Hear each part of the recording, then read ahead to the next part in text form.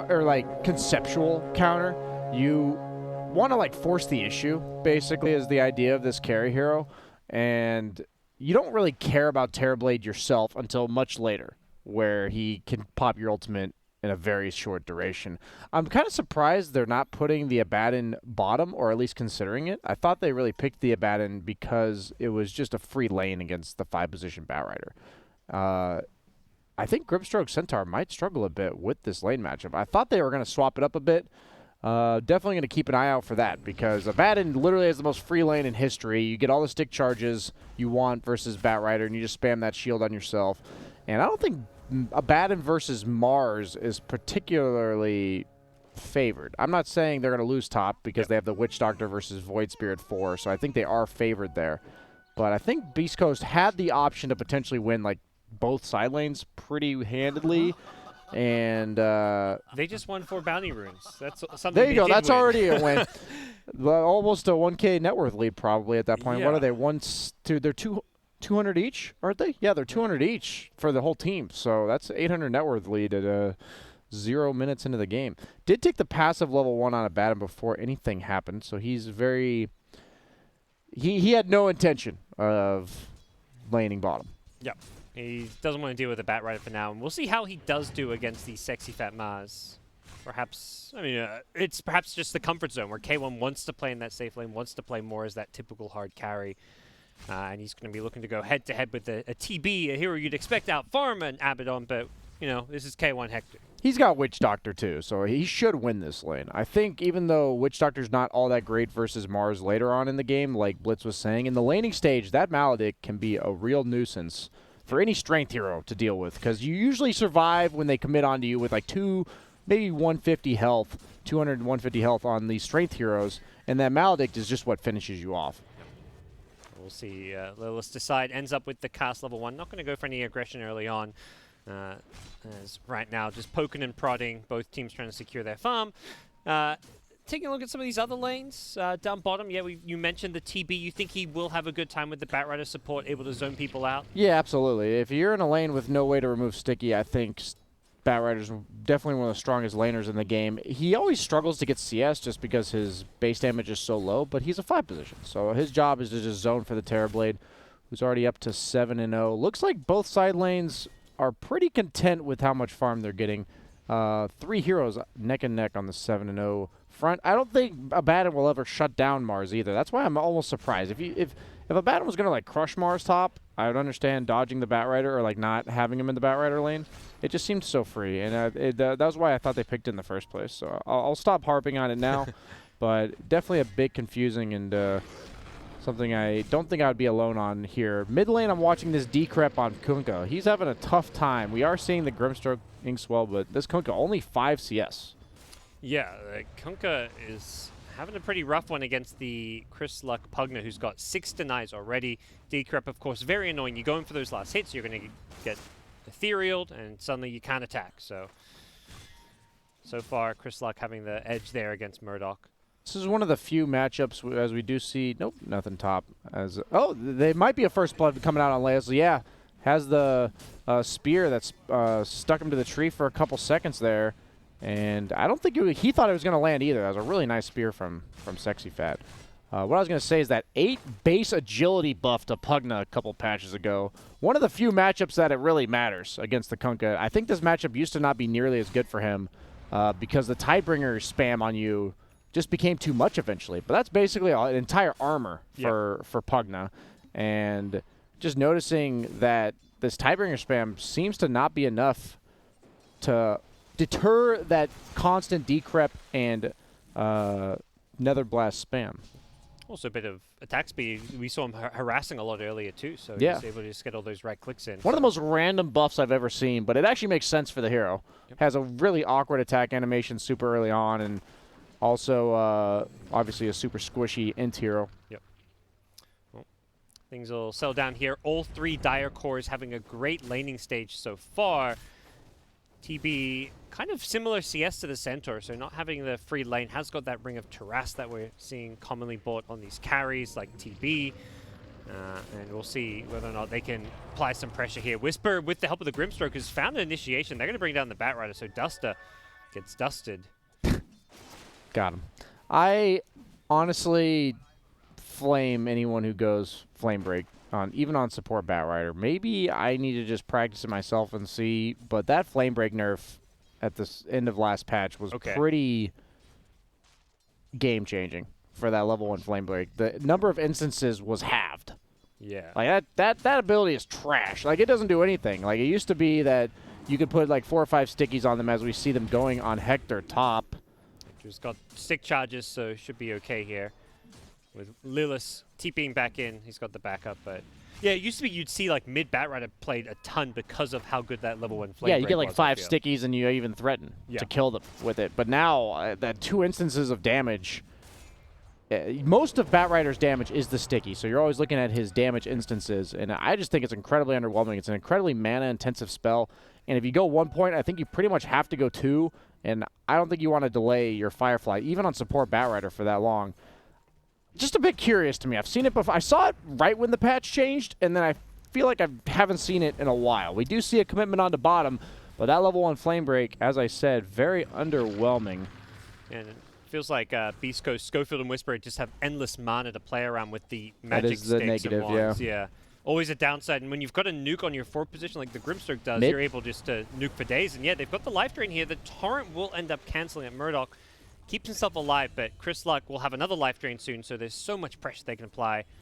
Luckily for Furia, well, maybe not luckily, they're obviously intending this, they're doing well in this top lane.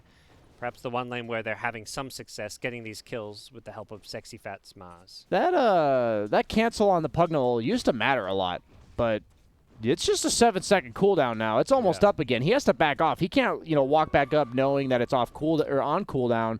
Nice bottle refill coming out from Laylis, who just fed top. Tactical feed, he says, as he fills the bottle. Checks the rune for his teammate, which was already picked up by Heiko. Really good shutdown from him. He would have really steamrolled off that rune. He gets the invis, goes on to top. As we see what's going on mid, K1's also getting committed to on top lane. Looks like he's okay. Yeah, K1, though, on the other hand, maybe a little bit less okay. He's also going to survive. The single bracer and the stick charge is proven to be enough to keep him alive. And yeah, back at mid, Kunka's just being bullied out of the lane, which means your tier 1 tower is being blasted. And Chris Luck seems to have kind of endless mana. With the bottle refill, he also sniped the enemy 5-minute bounty rune. He's just being able to continually refill this bottle, which is so crucial when you're playing a hero like this mid Pugna. Yeah, that might be the best quality of life buff I've felt on any hero in a long time, the 7-second cooldown. He just always has it. Kunka walks up, sucky. You're going to basically be forced out of lane almost instantly. Not a lot you can do as a Kunkka. He's probably asking like his supports, like, can anyone come rotate or help him out? If not, he's forced to do just this, and that's hit up the jungle. There is just no lane for him to really be played. Let's said though, they have very light wave clear on Furia. Like Kunkka was their pick because they lacked it. So if you're saying who's going to come mid, he's their wave clear. Who's going to be the one clearing the wave if it ain't him? So I think this is a bit of a hole in the draft for Furia. Really going to have a tough time addressing this Pugna. They're going to have to look for some heavy commitment onto him, with maybe with level 6 on the Kunkka as well as the Mars. I think that the Pugna is a crucial target that next time he goes for a tower, they do need to address it when they have the abilities to do so. Yeah, you just used the first ghost ship on some creeps, but definitely looking out for him getting a bit more aggressive. The Pugna did pick up like a raindrops, is looking to tank up, knows what that combo could be coming his way, and well, it's not him being going on, it's him going the killing, as he's going to find Murdoch very low on health after some jungle farming. Beastcoast has had a lot of close games this league so far, and they pretty much always lose all 3 lanes. So looking pretty good for Beastcoast moving forward.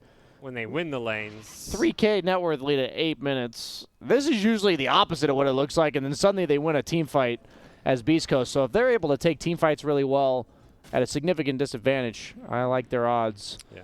Often we're looking at Hector like, okay, the game's off to a bad start. Can Hector carry this one? This time around, it's like, well, it doesn't really matter. It seems like his other lane's doing so well that the game should be smooth sailing. Yeah, absolutely.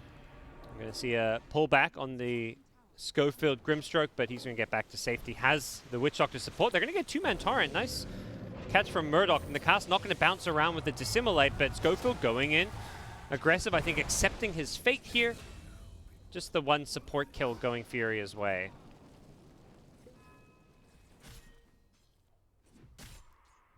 what can FURIA do? Because I don't imagine the plan is just to pick off some supports here and there. They need more than that to turn this game around. I think the power of this Abaddon as a carry is he's about the definition of an independent carry. You just don't ever need to help him. Yeah, usually you think of Abaddon as the hero that's supposed to enable his team by shielding them, but that's about one of the most annoying heroes to gank in the entire game of Dota. And it makes their movements limited, so I think what FURIA has to do is properly respond to what Beastcoast is doing in terms of their aggression. And eventually, this move, if you're not defending your towers with your ultimates, you need to just boot them out of your jungle. I think this move right here is exactly what they need to do to get either the bottom outposts like they're doing, but also take a fight in their own territory, because you can't just keep letting them close off the map. They want this outpost. It looks like they're not going to get it in time. Perhaps they can win this fight here with the Mars ultimate being dropped. They attempted to go on the Witch Doctor, but he couldn't even kill off the support, and it's instead Beastcoast who, with the Life Drain, are going to kill off Duster. So no outpost in time. They claimed it about a second too late. They kind of hard committed to it, but Centaur, one of the better heroes, to stop them from stealing that one, so both outposts going Beastcoast way. I feel like that wasn't a hard commitment in the sense that why didn't they have a coordinated smoke? You know, why was that just them walking in instead of trying to catch Beastcoast off guard? I think they're just making it a little bit too telegraphed on their movements. They're doing the right plays. I just think the execution is just not as clean as you'd like it to be on the side of FURIA when it comes to playing from behind. Usually you have to think, what control of the map can we try to get back? Because you're not going to take objectives when you're this far behind, but you can try to boot them off. And usually it comes down to just defending your own jungle or your own triangle in this circumstance. And doing so, like that move on the outpost, makes a lot of sense when you're just need to get whatever resources on the map that you can. As we see Beastcoast smoking up to try to find this Terrorblade. The one hero who can perhaps turn this game around for FURIA is going to get found, picked off, and brought down. This game feeling very much, let's hope our carry miraculously farms up enough to win this game for us. Perhaps they can make some plays elsewhere on the map. Whisper, alone on the center, is going to get picked off. The Bat Rider able to hunt him down over the trees. One of the cardinal sins of Dota, your team shows a three-man gank on the opponent carry, and you stick around. The opponent team's like, wait a minute, this guy is 100% by himself. Let's kill him. And usually when you have your team smoke up trying to make a play, you want to coordinate when you're showing on the map to be, like, you have to be out of vision once your teammates show, because that's when the opponent is going to take that opportunity to punish basically greed, right? You're farming bottom while your team's making a play top.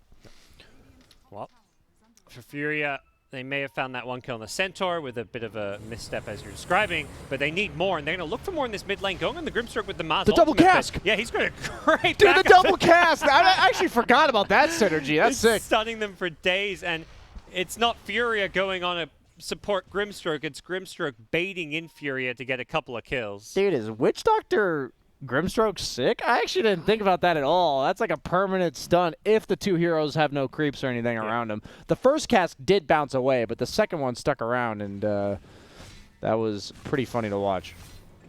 Definitely a fun little combo, as we'll see. Abaddon continue to farm up top. Elsewhere, Chris Luck found himself another kill on a Bat Rider. A solo kill, it looks like, in the mid lane, maybe with some Grimstroke help.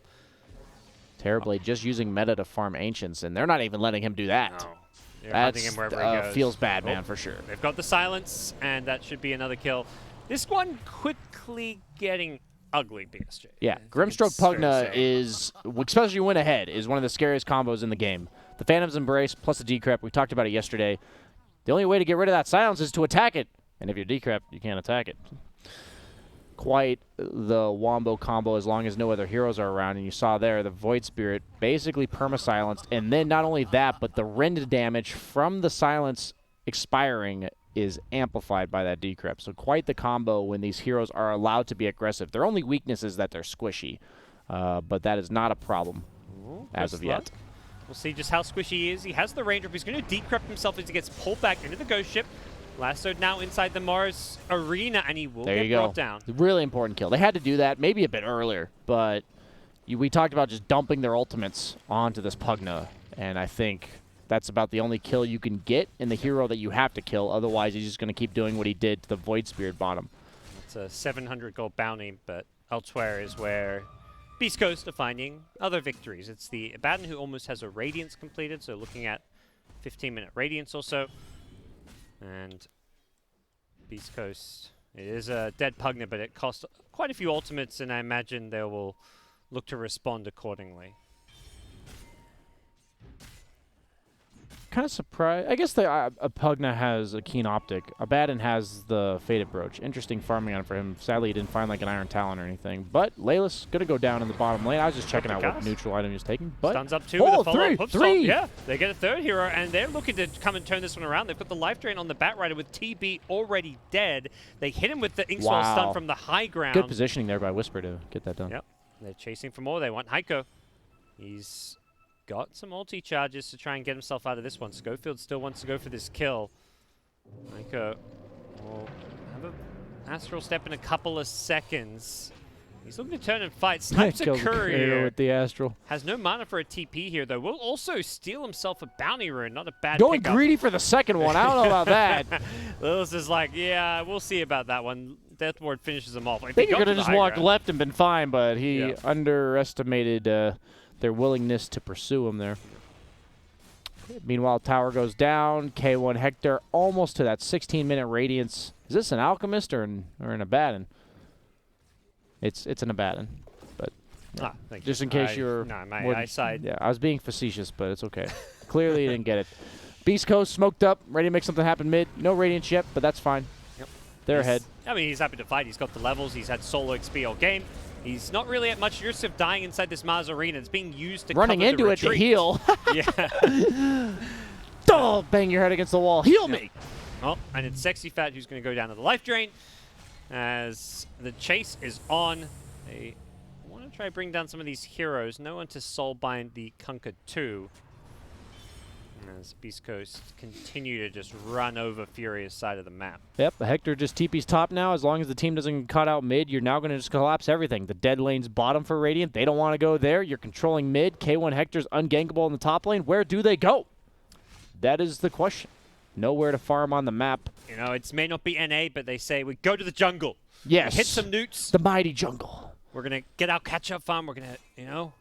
That's where this hope lies. Once all three lanes come in, though, that's when Beastcoast is just going to collapse on any and all of the jungle. Hector, no fear, but I like how he's being a bit passive on his pathing here instead of walking through the aggressive jungle, knowing his team's all bottom. Walks to the river. It's his job to push in mid and top. Yep. Allows the team to do whatever they want. As they're going to four-man barrel down the bottom lane. Maybe even look to force reactions to this Tier 3 defense. That's another way to kind of just corral them, is just force them to come back to their base to defend, especially when you're this far ahead. 7K net worth lead, 17 minutes into the game. As for Beastcoast just going through this Radiant jungle, taking out wards, taking out vision, making life so difficult for Furia. TB still getting his in the top lane. Back at mid. It's Void Spirit here. Oh, they get him! Ooh, gets the silence as he comes out. No chance to Astral Step away. And he's doing his best to just be cheeky with his wave cutting and everything. And Terrorblade, he's pushing, but K1, he just keeps TPing back to this lane when it gets pushed in his tower. He pushes it back out, rinse and repeat. Pressure on mid, force the Terrorblade up top, TP in, force him out. He's actually forced to now go to the enemy jungle to get the farm that he needs. Well, they've gone in mid. They know Abaddon's not here since they saw him TP top, so they're trying to take this fight. The Ghost Ship going to follow up a nice Mars Arena. They're going to bring down one at the Centaur. The Pug will be a great kill for them, but with the Stampede move speed, looks like Chris Luck is going to get his way out of there. And Batrider actually ends up going down, I believe, to the Maledict damage. So Schofield. The cask! Oh, God, the double cast. They're just locked in place. The double drain as well. Oh, the combo is perfect. Look at it go! Oh, that was good stuff right there. Yep. You know what's better than one coconut? Honestly, like pineapple. Yeah, I actually like pineapples more as well. I'm but a pineapple guy too. If I had to, I could also settle for two coconuts. Oh, I mean that's a lot to take in, you know. Yeah, trying to watch my calories. I'll just stick to the one, okay? Okay, fine, fair. I'll take the two. All right. We do see the initiation on Chris Luck, and so much was expended to get him there. The arena, as well as the boat torn, and it's just not enough.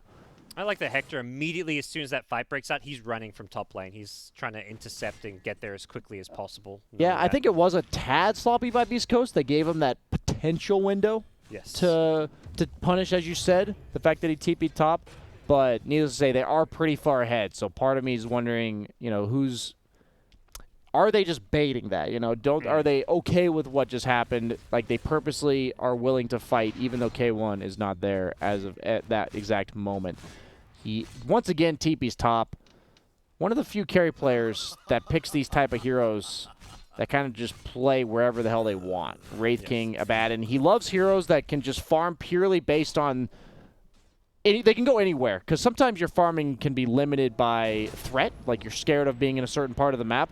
His only farming limitation is the ability to walk somewhere. That's the only farming limitation this player has, based on the Wraith Kings and Abaddon-type heroes that he picks. And you're seeing he even just buys the ultimate orb before the Yasha portion of the Manta. Efficiency, you know, the shop was there. He didn't want to wait for his career to come out. He says, okay, I'll take an ulti orb. As we hit that 20-minute mark with bounty runes being claimed mostly by the Beastcoast side. They've taken 5 of these outer towers, just the one in the top lane remaining. We'll see if they try and prioritize that one now with K1 pushing the lane. And yeah, it looks like they are going to kind of collapse on it. All of their moves are very natural, and all that's going to happen is FURIA is going to mirror them, right? They just have to avoid them as best they can. Only fight when you absolutely have to. Hope your Terrorblade scales well enough. Get this BKB, which he's working on. Until he has that, I don't know how you play team fights as Terrorblade against Grimstroke, Pugna, Witch Doctor, Centaur in a Radiance. I don't know how you can ever stand your ground, because if you get Grimstroke ultied, you're done for. Yeah. And that's pretty easy to get. Well, they're going to maybe find a pick here in this bottom lane. Schofield. This is a really good play by FURIA. Try to force a reaction. Yep. They're going to perfectly go for fine. the last. So, yep, here come the TPs, though, but they should be able to at least get this kill. The question is, can they get out, or are they going to be punished? The Soulbind was used to pull the two together. Both coming in used defensively. Is going to stun up Beastcoast, but yeah, with K1 here, he's just going to go charging forward. Oh no, the Stomp's still there. Yeah. We'll find at least one revenge kill. No escape for Kunkka. I think they were a bit hesitant to commit on this Grimstroke. I think they initially were like, let's force a reaction and then back off. And then nobody reacted. Okay, I guess we kill this guy. And then they reacted. You could have just committed fully. I think you have to make those ballsy plays if you want to come back from this type of scenario. Just go for it. Yep. They held the boat. They could have just dropped that for the damage. Nothing's going to happen after you kill that support. The goal is that if you kill him and nobody comes, you can actually threaten a tier 2. And you're trying to effectively stop the opponent from pushing by threatening their objectives. Mid lane, no Astral Step. Dagon, and Dagon. Ouch. He's gone. That's what I'm saying. Oh, yeah. Got you. Yeah. Like Dagon? Yeah. It's one of my favorites. One of my favorites. I gotta get on the same wavelength as you, Brian. Yeah, I'm realizing that I go to the puns when I don't want to say like I'm bored with the game, but I'm like waiting for FURIA to make their move. You know, I want to see the final straw. That's what we're basically waiting for. They're going to make their final stand, and I just pass the time with puns, you know. And their final stand has a very low chance of success, but that is really all they've got left in them. The TB, BKB you mentioned, and hoping that somehow miraculously they can punish some Beastcoast. Self-quelling, he's got it. Sell it. All okay, he's got it. Let's go. Here it comes. He's hit level 15 as well. Murdoch in the front lines is just trying to do what harass he can, but Beastcoast is going to keep on whittling away at this melee racks. Mars gets the backlines though. Spears That's the a good Pugna. target. Yeah, that's the ideal hero to kill. You want to bring down that Pugna first, but he's still alive. And they don't actually finish him off with the decrypt. Yeah, the self-decrypt. They just can't right-click him down. The Batrider's managed to lasso the Grimstroke rather than helping kill the Pugna, and Duster dies to the Death Ward. As Beastcoast just haven't lost anyone. They committed everything, including the Terrorblade meta BKB, and Pugna just lived. That was the perfect target. Like, you can't ask for anything better. He's their not like #1 net worth hero that's actually killable. Like, you're never going to kill the Abaddon to start the fight. So, like, that was really well played by the Mars, but just not enough damage. I don't know if that was like hesitation again from the Kunkka Torrent boat. I think he could have followed that up. And Terrorblade clearly never going to be able to dish out the damage versus a Pugna. Decrypt. Did he take the decrypt duration? No, he didn't. Oh, that's at 20. So obviously he did not take that. I was testing you.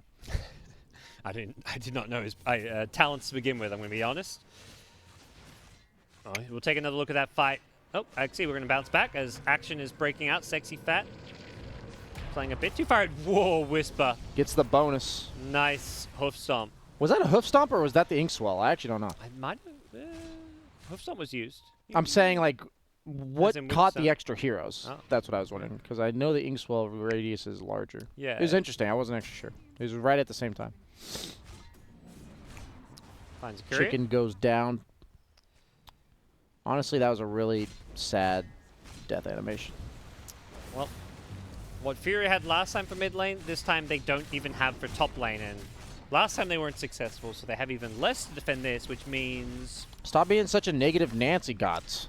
That's exactly what Furia! it means. Get him! Let's go!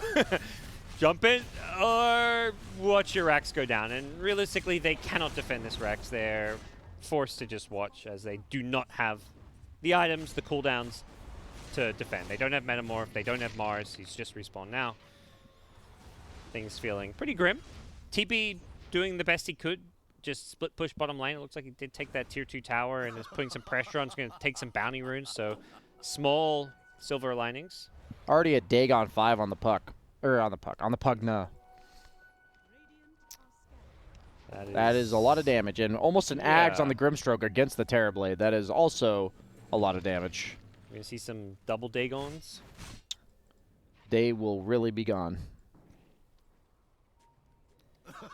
And see, he even laughed at it. You never laugh. He laughed right on.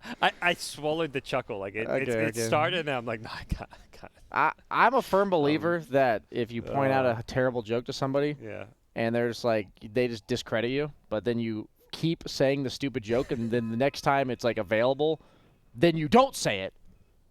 That's when you really establish control of the situation. Asserting comedic dominance. Yes. That's where we're at. It's honestly a meta strategy, because you build that expectation that you're just going to make that terrible joke, and then they get disappointed that you didn't make it, and then they want you to make it, and then you make it again, and then they're happy. And eventually they may start making it themselves as a result. Exactly. And that's when you know you've turned them. They're going to find it funny because it's their own joke. Exactly. So, that's how I do it with my jokes. I'm the only one that ever finds them funny. But hey, I'm having a good time. This is a DD Rune sniped Roche from Furia. I respect this. This is... They're not giving up. Down by 17,000 net worth, and that's probably about the only thing you could possibly do with that DD Rune as well as your abilities. So they're not going to have meta, though. Yeah, and even though they've got an Aegis, I don't think Beastcoast are necessarily going to care. This is a TB with Aegis, but no Metamorph. You kind of just ignore Time to go Armlet and a Dagon and use that... use that Aegis to do it twice. That's the play here. I don't know if the Sunder cooldown's going to cooperate with that one. He just has to make it to level 18. Yeah, pinging, and they get the soul bind. Oh my god! That did not look like the tanky Terrorblade we've seen throughout the rest of this That's what we got the Aegis for. Exactly. Burn the Dagon cooldown. Yes, it's like a 15-second cooldown. It's back up. He's looking for another, although there's no soul bind this time. He has a quickening charm. It's only 13 seconds. Jeez. That's painful. He's gone again. Yep. Oh, no Dagon yet? Chris Luck, who's he going for? He wants a target. He's not finding one here. They're going to charge on him with the arena and the lasso. Chris Luck actually being isolated here. Needs to be careful. RDO's just jumped on with the BKB, but Chris Luck has the decrep. And there we go. Heiko, you gone. Dude, what a fun hero to play when you're ahead, Pugna. Honestly, one of the funnest heroes. Yeah.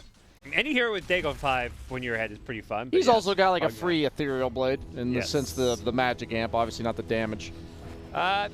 Pretty flawless draft